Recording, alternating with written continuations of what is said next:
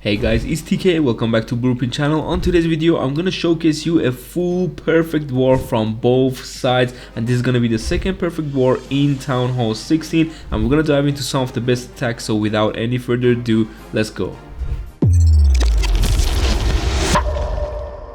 Alright, the first hit I want to show you guys, it's basically a Blizzard Lalo, and a strategy that a lot of people were actually putting away in Town Hall 15, but in Town Hall 16 it has been some changes, especially to the wizards, because they have been upgraded. And I mean, sometimes some people don't have max giant bombs in some areas, so people could get advantage out of that, and especially because we have more major defenses than the Town Hall 15, the blizzards and the super archers could do a lot of damage. And you can see already with a nice value with that lava hound, this blizzard got a decent value, and also pulled the CC, which is one of the most important things for the next step of a Blizzard Lalo attack, of course, the Sui. Now, what it wants to do with the Sui, of course, is to coming with into this Inferno, just because it's like, it's easier to Sui, and Monolith is a bit further away, so I think, in my opinion, that's a way better Sui than the other side to dive into the Monolith and Expo and multi-archer tower. But yeah, Wallbreaker, he only has one, so his plan was just to get this Sui into the first layer and get the scatter shot, most likely with the Queen ability. King ability goes off, of course, there's one ice golem, he's gonna freeze very nicely, I think just in time. Very good freeze right there, and that is it about the Sui. He has 1 minute 35 and he's gonna start the Lalo, and he got around 30% with the Sui, but the rest of the 70%, guys, is basically going to be Lalo. But look at his spells, he got a lot of spells, and also he got a lot of loons, especially with the Warden and the Royal Champion. He can do some damage. Now he's gonna go into the air hero, which is very good, and one of the weaknesses of the base that I was running. But yeah, freezing that Rage Tower was a very good call, because this Inferno would keep firing and melting these loons, because he want to pop her late Warden ability, so he needed those few freezes just before he pops the Warden. Then he's gonna catch actually the Royal Champion in the Warden ability as well, a few back end loons, because he realized the main group and the Royal Champion are going around this Monolith, so it could be problematic. So he sends the loons, but the champion comes back, and you can see already with one multi Inferno at the end, and I think, yes, it was low on HP, so he's gonna be able to get that done. I think he's the Diggy. Okay, the Diggy is dead, but his Queen is still alive, so very nice hit from ITP Black. This was, guys, the finals of Clash of Titan tournaments, and it was between two of the ET teams, and I'm not gonna spoil who won, but you gotta stay at the end and we're gonna show you who actually won this match from the 15-15, because when it comes down to stars, and then everything is perfect like each other, and then it goes down to percentage, then it goes down to time, which is the factor and who won on this game. So let's go ahead to the next attack. Okay, we got my attack on Dark on top space, and guys, this is a ring base, and I've seen the ring bases a lot more often in this ECL and esports wars in general. It's just insane how it would defend really good. But let's see this zap value, guys. You really don't want to put all those defenses at the same area, because don't forget, 6 lightning and 1 earthquake can take out ricochet cannon, expose, monolith, infernos, spell towers, even enemy queen if the queen is not maxed.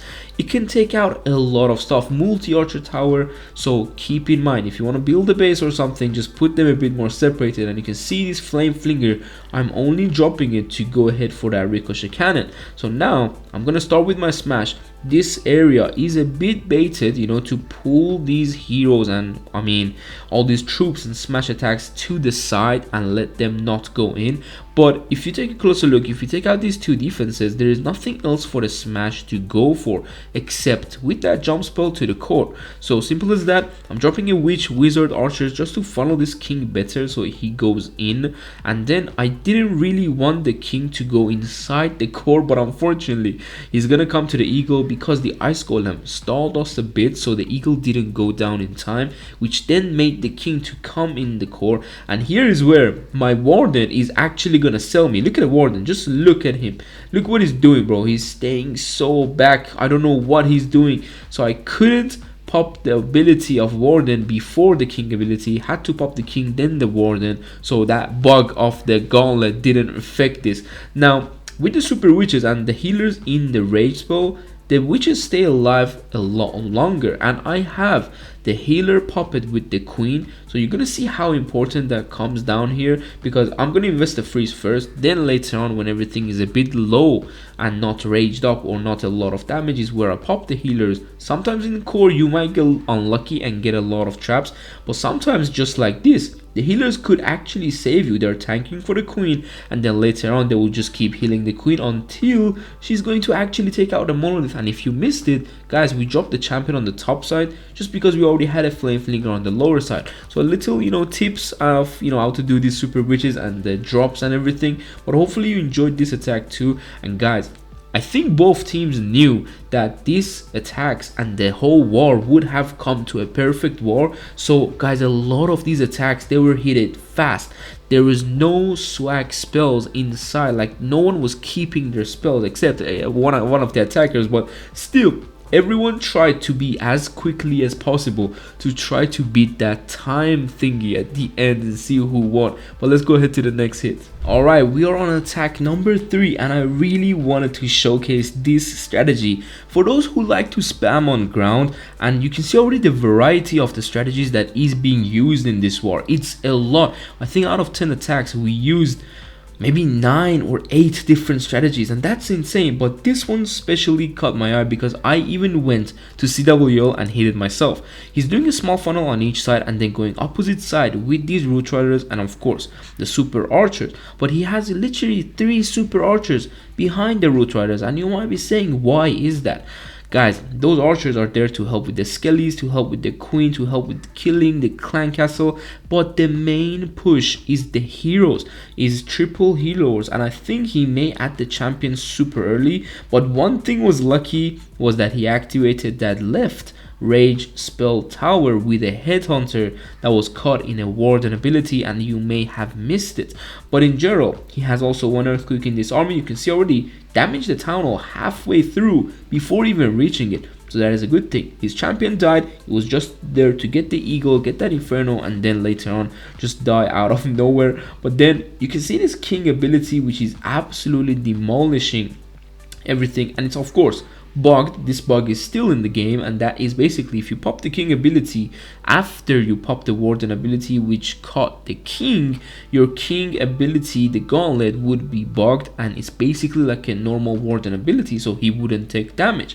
With the bat drops, he's going in and keep that freezing that inferno. One ice golem for the lower wizard tower, and you can already see we got 2 more wizard towers and he only has 1 free spell. But take a look at his army down below. He has 2 wizards, and this is gonna come down to those 2 little wizards that are going to save this attack, because he's gonna drop them separately to that wizard tower, which is just the key thing to be able to triple this. And notice he still hasn't dropped any cleanup because he's not sure if he's gonna get this yet. Once he knows the defenses are down, then he's gonna go in with all the cleanup he got, because the cleanup will pull the skellies as well, by the way. But now he's gonna just let the skellies go down below and then do all the rest of the cleanup. Very, very clean attack, especially with the way he used the bats, he used those spells, and he used the ice golems, and then at the end the wizards. Very nice attack. I'm gonna put it on 4 times, let it actually go, because those storages actually take a lot of the time from the bat. This was indeed close on time.